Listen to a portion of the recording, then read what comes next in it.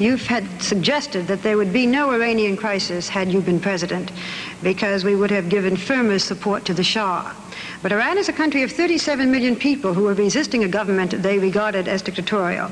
My question is not whether the Shah's regime was preferable to the Ayatollahs, but whether the United States has the power or the right to try to determine what form of government any country will have, and do we back unpopular regimes whose major merit is that they are friendly to the United States?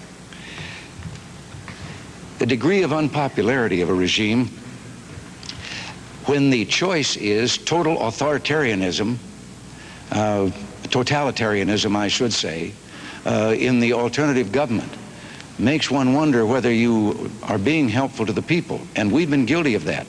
Because someone didn't meet exactly our standards of human rights, even though they were an ally of ours, instead of trying patiently to persuade them to change their ways, we have, in a number of instances, aided a revolutionary overthrow which results in complete totalitarianism instead for those people. And I think that this is a kind of a hypocritical policy when at the same time we're maintaining a détente with the one nation in the world where there are no human rights at all, the Soviet Union. Meeting this mission, this responsibility for preserving the peace, which I believe is a responsibility peculiar to our country, that we cannot shirk our responsibility as the leader of the free world, because we're the only one that can do it. And therefore the burden of maintaining the peace falls on us. And to maintain that peace requires strength.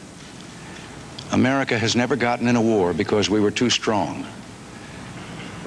We can get into a war by letting events get out of hand, as they have in the last 3.5 years, under the foreign policies of this administration, of Mr. Carter's, until we're faced each time with a crisis.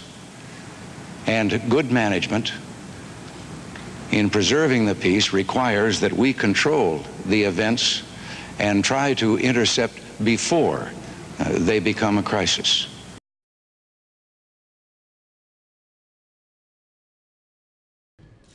What is clear, and what I indicated tonight to President Mubarak, is my belief that an orderly transition must be meaningful, it must be peaceful, and it must begin now. Furthermore, the process must include a broad spectrum of Egyptian voices and opposition parties.